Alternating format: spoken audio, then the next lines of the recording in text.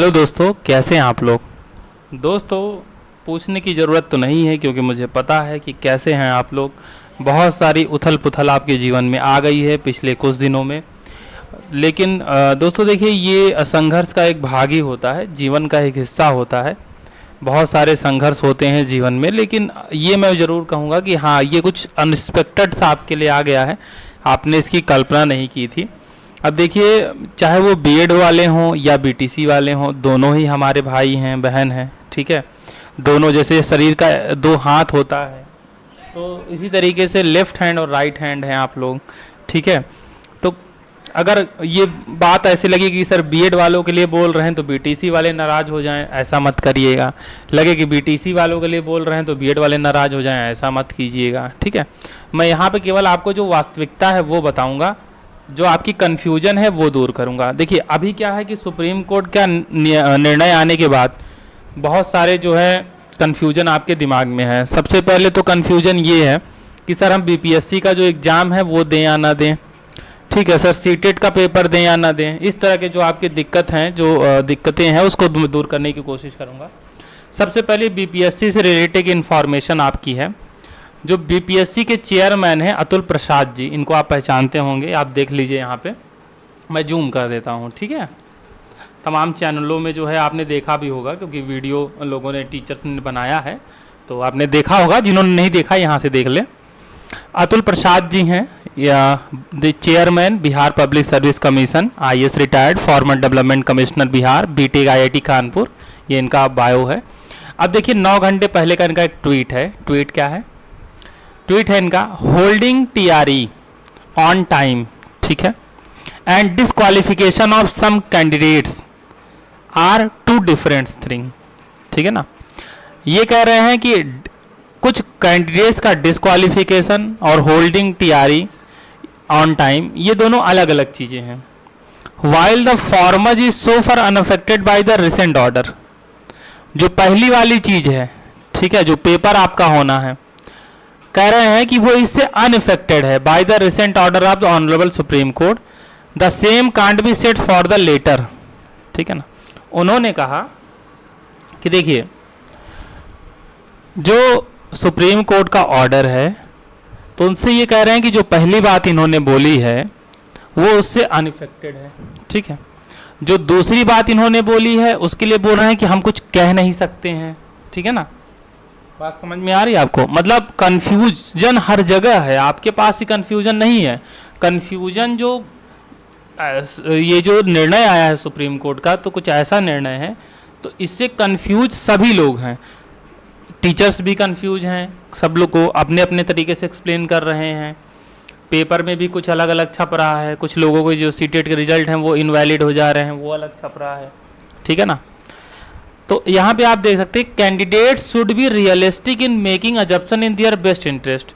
Candidates को एकदम realistic रहना है, अपने कैरियर से संबंधित कुछ भी अगर वो अज्यूम कर रहे हैं तो एकदम रियलिस्टिक रहें, कोई सुनी सुनाई बातों पे ना देखें। तो सीधा सीधा जो चेयरमैन साहब का कहना है वो ये है कि आप अभी से मान करके ना बैठें, खुद से मान करके ना बैठें कि मुझे एग्ज़ाम नहीं देना है, सारी चीज़ें ख़त्म हो गई हैं, ऐसा आप मान करके ना बैठें जब तक हम कोई ऑफिशियल नोटिस जारी ना करें। तो कहने का मतलब है कि जब तक हम कोई ऑफिशियल नोटिस जारी ना करें, जो आपका एग्ज़ाम जिस तरीके से अगर हो रहा है, आप अपना एग्ज़ाम उस तरीके से दीजिए, पार्टिसिपेट कीजिए। दूसरी बात, इनका कहना ये है, इनका जो इशारा है, अगर देखिए आप, कि अगर आप अपने से ही कुछ अज्यूम कर लेंगे और कल को मान लीजिए कुछ और निर्णय आया या कुछ और चेंजेस में कानून बनाया, जो भी चीज़ें हैं अभी हम डिस्कस करेंगे, तो फिर अगर आपने एग्ज़ाम नहीं दिया तो फिर आप तो पहले ही बाहर हो गए हैं, ठीक है।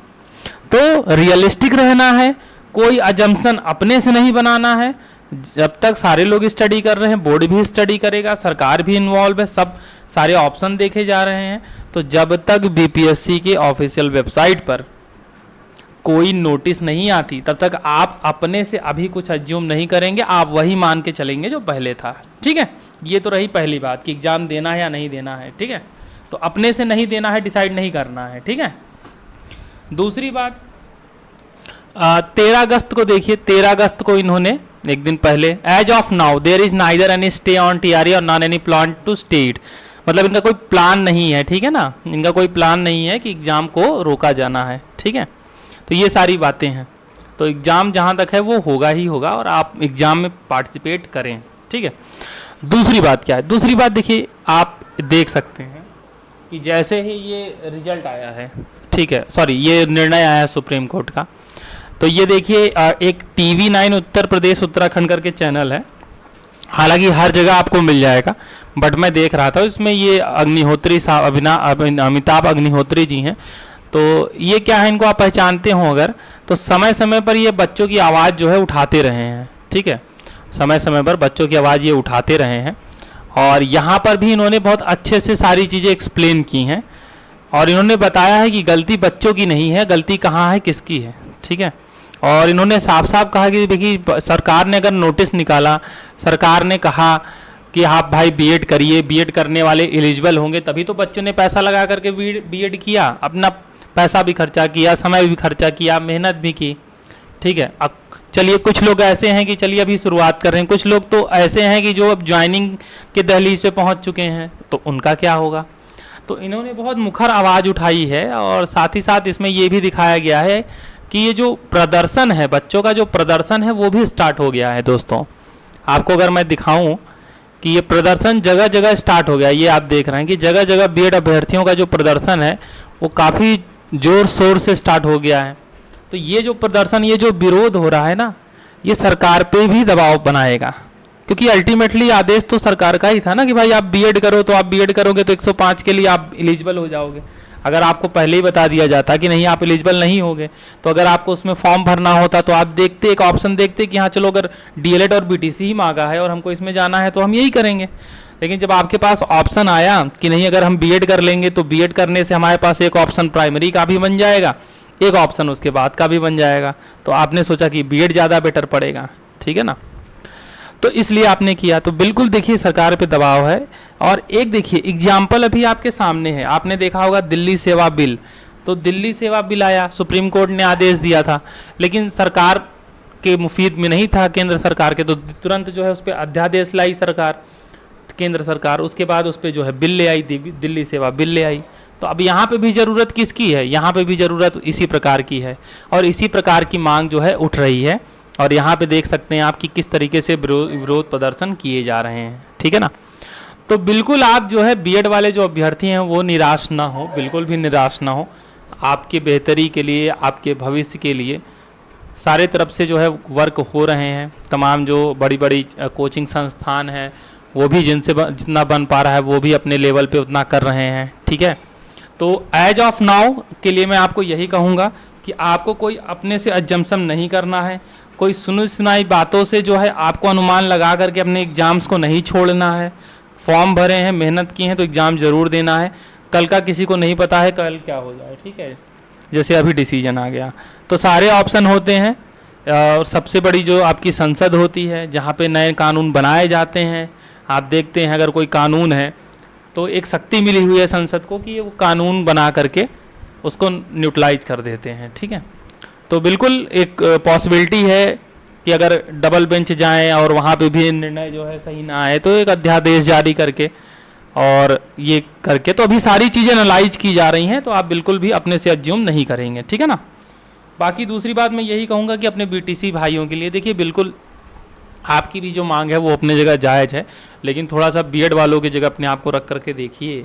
अगर आप इस तरीके से किए होंगे और आप उस दहलीज पे होंगे कि आपको जॉब मिलने वाली है और एक ऐसे निर्णय से आपका पूरा करियर तबाह, क्योंकि आज के समय में इतना कंपटीशन है, कितने मुश्किल से जॉब मिलती है। उसके बाद अगर उन लोगों के बारे में सोचिए कि जिनके हाथ में नियुक्ति पत्र आने ही वाला था और उनको ऐसा झटका लग रहा है, तो उनके लिए आप सोचिए, ठीक है ना।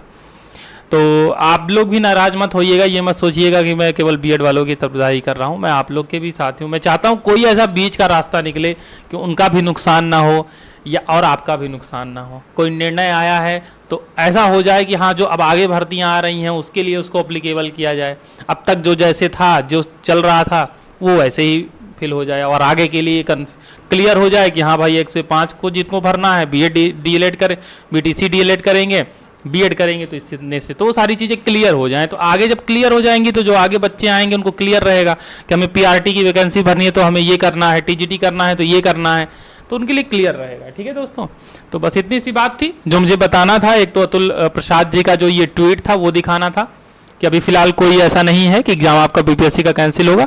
और इसी के साथ मैं ये भी कहूँगा कि जो भी एग्जाम है वो आपको देने हैं। बाकी वीडियो अच्छी लगी हो तो वीडियो को लाइक कर दीजिएगा, चैनल पर नए हैं तो चैनल को सब्सक्राइब कर दीजिएगा। अगर कोई लेटेस्ट अपडेट आती है, मैं नज़र बनाए हूँ, तुरंत आपके बीच आऊँगा। ठीक है दोस्तों, मिलते हैं अगले अपडेट में, तब तक के लिए धन्यवाद।